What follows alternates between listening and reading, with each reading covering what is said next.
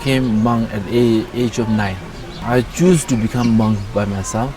I don't know the reason why I wanted to become monk, and I strongly believe that it's a karma also, that you have a strong connections past karma that you really don't want to be, so you really urge. There's no reason, but you just want it. One day anyway, I think Lama Zopa was there in my village. I think I asked my parents to give permission to become a monk. And then I think my father went to Lama Zopa Rinpoche, and then he asked whether he can become a monk or not. So he checked divinations, and the Lama Zopa says, okay. At a certain level, what monks, particularly in the Buddhist context, have done is they have left home, and they've gone from home into homelessness. So they're no longer householders. They're living a life under a rule, which in the Buddhist in Buddhism is referred to as the Vinaya, and they do that in order to cultivate wisdom. And again, in Buddhism, the kind of goal for that is the alleviation of suffering.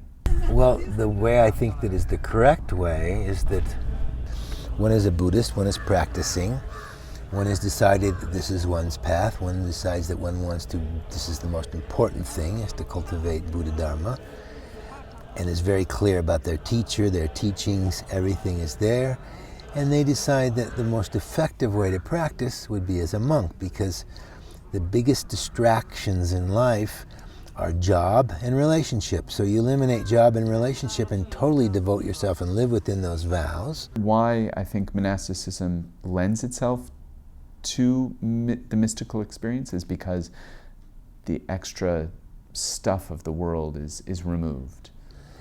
And then you're supported both psychologically and other ways in that life.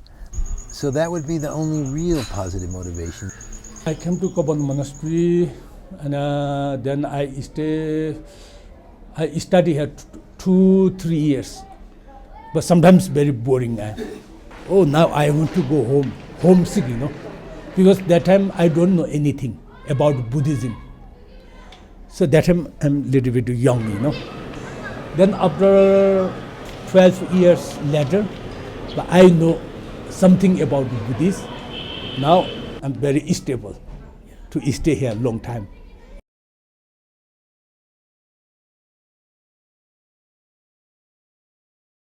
We wake up at 5 o'clock, and then we gather here in the main gompa. First they do is prostrations, do kind of full length prostrations to 35 Buddhas and so forth. And then after that they start to do prayers. Most of the time they start with called their refuge and generating bodhicitta. I take refuge in Buddha, Dharma and Sangha until I'm enlightened by the practicing of giving and so forth. Within that puja also we have breakfast. The monks have tea and bread, and also sometimes people request to make a prayer for those who have obstacles in their life. After that we have a cleaning, and the main Buddhist practice is to keep clean the environment. Not only cleaning inside, the main emphasis is cleaning inside. The cleaning, the real dirt is inside, the attachments, anger, ignorance and so forth. But the thing is also in Buddhist emphasis of cleaning also outside the environment, which helps to clean also inside. Then we have memorization class. During the memorization class, what we do is we memorize the root text. So that after the memorization class, then we have different classes. We have English, science, math, philosophy, social study, and drawing. But the reason why we have drawing class is also that some monks who cannot study well in philosophy or mentally, some can be good in drawings and painting, so we give opportunity to them. So like that we have a lunch break. We have different lunch for the students and lunch for the staff and senior monks. And then after the lunch, again we have different classes. You can see the school. So they follow the schools. They will be studying until 4 o'clock, different languages. Then from 4 o'clock, the main study is then again philosophy. Those who doesn't have philosophy class, they sit in a group or discussion. They do our discussions. The younger one, they all again the chanting or recitations. Then they go until 6:30. So in 6:30 we have dinner. So a little bit break there, 15 minutes, and then after dinner again we have a philosophy class, and then again they have some chanting. For an example of Tara prayers. So then they do a debate. Again debate until 10 o'clock. 10 o'clock debate. Sometimes they keep on going until 10:30 to 11, like that. And the Vinaya regulates your activities, but it isn't at 6 a.m. you're doing this, at 7 a.m. you're doing this, at 8 a.m. you're doing this. That regulation allows for the space for the mystical experience to happen. The senior monks, they do meditations. They in the puja also, and also they do practice individually. They have their commitment. They have commitment, the high tantric practice commitment, and so they have to do every day, in the morning and evening, morning practice and evening practices. So they go to their rooms. Beside that, they practice their sadhana. We call sadhana. So they do their sadhana like that. So that's how we spend our times in monastery.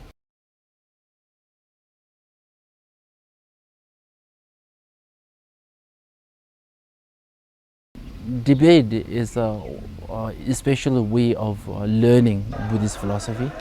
One of the special things in Buddhism is that you don't just believe that what Buddha has said. So the thing is that you ask questions why Buddha has said so. Each other teaching, they put down the left feet down, and then they clap the hand, and then slowly coming up. So what does it mean is that you need to generate a motivations. The reason why you are learning to debate is to crush down all the ignorance of all sentient beings. People have written in the last decade or so about the violence of liberation within the Tibetan Buddhist tradition. That there's a lot of martial vocabulary. Debate is a very aggressive form of study and cultivation that again seems at odds with the ways in which we understand. We collectively understand what Buddhists are doing. It looks very harsh when you see the debating, even some pulling here, or even you do see like that. If you are not able to give the answer, they call cha, which means shame. That's quite rough and tough. But the main challenging is you're challenging your own ignorance. Though it seems like very rough, tough from outside, like almost like having a martial art. But internally, they're very, they're very happy, and sometimes even when the argument is very tough, you can see the faces are quite tough.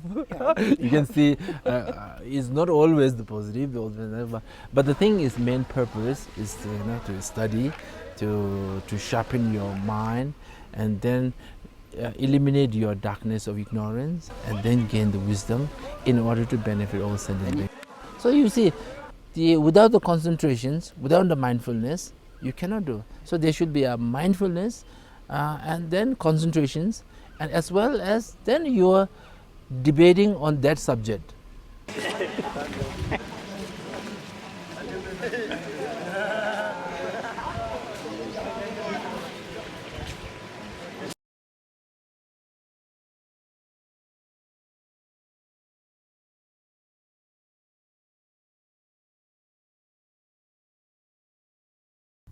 Buddhism, in the ways that we understand it, can only arise with urbanization. So the reason why it emerges at the time that it does, in the form that it does, is precisely because there's a fair amount of urbanization going on in India, and part of what's involved with that is surpluses. So in a formal Marxist sense, monks are parasites, right? They do not produce anything.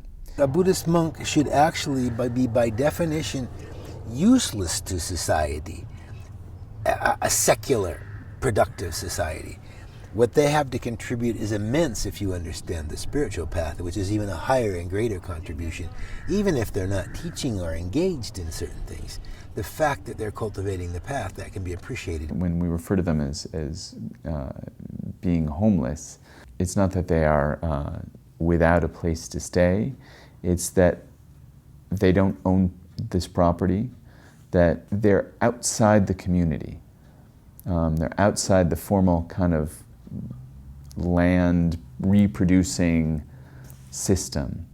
So the monasteries are deeply embedded within the community and outside it at the same time. Monasticism, first we have to do, it's absolutely fundamental and essential. Without monks, nuns, you don't really have a dharma. You don't really have without a proper sangha, it's not a central land. It's very, very important. Very, very important.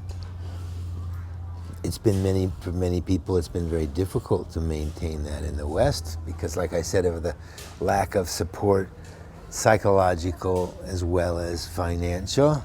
So again, I think we in the US tend to see it as a vocation. We tend to see it as a rejection of the modern world, and it's not. The monks checking Facebook, for example, I think is emblematic of that. There's some questions that are different for monks and nuns in the contemporary moment than they are for non-monastics. So the religion is something that the lay folk support, because if I'm a layperson and I give you, a monk, food, then this is a good act and I receive merit. So it functions in an economy of karma. You do good, good things happen to you either in this life or the next life. You do bad, bad things happen to you. Death comes at any time, so it's good to seize the time and do it now. But India supports that as well. They know this is a mendicant. Mendicant's a good thing, and the world would be a dark place without spiritual wanderers. Monks are teachers, so they teach the community things that the community wants to hear, that is good for the kind of pacific relations within the community. And in the kind of formal sense, then, this means monks are the ones who teach the Dharma. Right? They support Buddhism and they teach the Dharma. The Dharma is the teachings of the Buddha. In a slightly broader sociological sense, monks have been repositories of different forms of knowledge. They've been healers, they've been astronomers or astrologers. Just as in Europe, monasteries were places where you could learn building kinds of trades, artistic kinds of trades, as part of the less formal training that would happen. But as far as what's produced, people living in the vows and contemplating, I think it balances out the universe, it balances out the world somehow. And certainly the use can also be because some people do get realizations, and whether they become teachers or whether they become expounders of the Dharma, which has immense benefit, The Dalai Lama has benefited countless people from all walks of life who have no particular interest in Buddhism.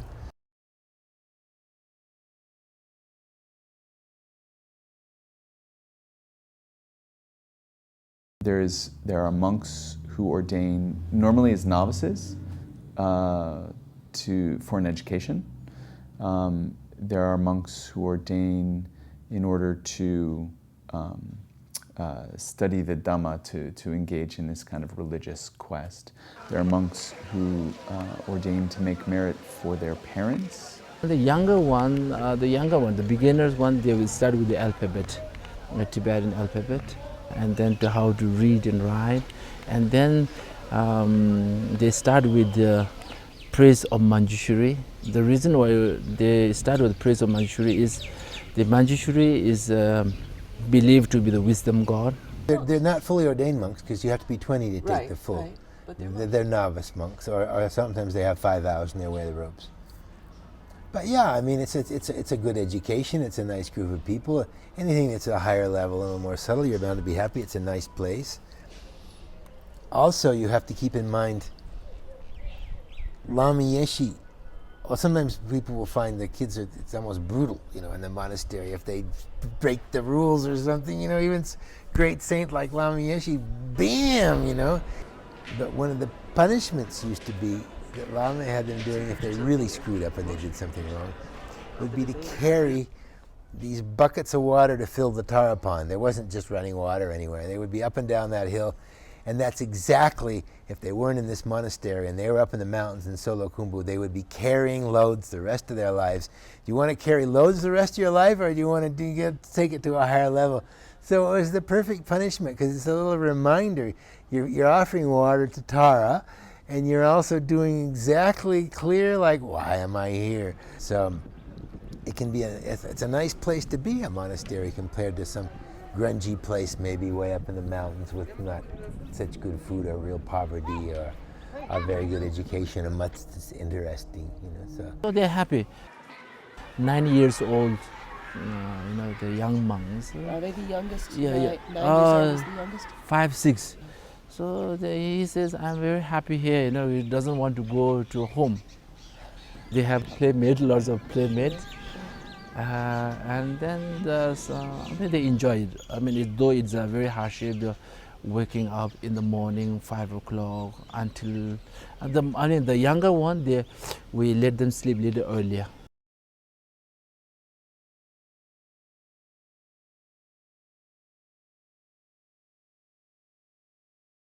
The Vinaya does a couple different things. One, it regulates the institution. It is about regulating the actions of the monks or the nuns in order to foster wisdom, and it regulates the relations between the monks and the nuns, the Sangha, and the lay community. Brahmana is primarily studies on logic. So we spend about 3 years. It's about onologies, epistemologies, and logic. And then secondly, we study about the paramita, prashna paramita. It's about related studies on bodhisattva. And we study about 5 years to 7 years. And then we study about madhyamika, studies on emptiness. We study about 4 years. And then we study about Abhidharma Kosha. Abhidharma Kosha is about the phenomenology. We spend about 4 years again. And then Vinaya, studies on, that is about the conduct, discipline. So 4 years. So it's all together we spend about 15 to 21 years. In general terms, a lineage is a line of teachers and students that goes back presumably to the Buddha, but it is a community of monks who have the same teacher, and that teacher had that that teacher had a teacher who had a teacher who had a teacher, ad infinitum. So while in some sense a lineage is just a chain of teachers, it also spreads out because my teacher had a whole bunch of other students. And so we're siblings in a sense. You can trace your lineage in a straight line, kind of go into the taproot, or in an arboreal fashion in all sorts of ways. As soon as the monastic order started spreading to other countries, especially in the Mahayana, it went to Tibet, which was basically a feudal culture. No longer were monks beings who could just go out and beg for their food, and if there's no food given, they move on to another place. Because of the weather, because of the history, because of everything, they moved into big, huge institutions, and institutions are full of all of the corruptions and money and all the things that are involved with institutions. That doesn't mean there weren't some incredible gems, some really, in general I find in Tibetan Buddhism, there's just these most precious, precious beings. But there's a lot of stuff also. There's a lot of politics and a lot of things that are blatantly, kind of not the best. Lama Yeshe said, yeah, those things are all there, just don't focus on that,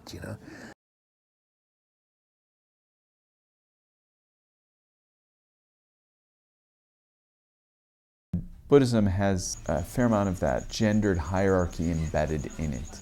There are texts that argue that only a man can become a Buddha. You get more merit from giving to an old wise monk than you do from giving to a young monk.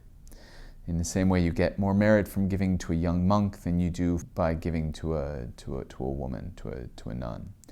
And so you'll have female renunciants who are essentially novices, who, in the kind of pecking order of meritorious gifts, they're at the bottom of the pecking order because they're novices and they're women.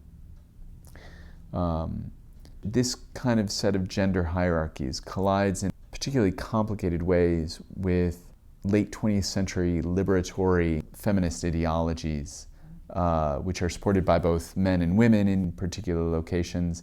And there are efforts that many people have engaged in trying to reestablish female ordination, to make sure that young women who ordain receive full and proper support. Debate classes we have had in the monasteries and also in the nunneries. All the curriculums, all the studies exactly same. There's no difference. Even the nuns nowadays they are doing much better. Really? The nuns who come into this tend to be more focused on kind of the religious aspects of it. They tend to be better educated because they've been through, they've been through high school at a bare minimum. Many of them have been to college, and they decide that they don't want to. It's like getting married when you're in your 30s as opposed to when you're 18. You know why you're doing it.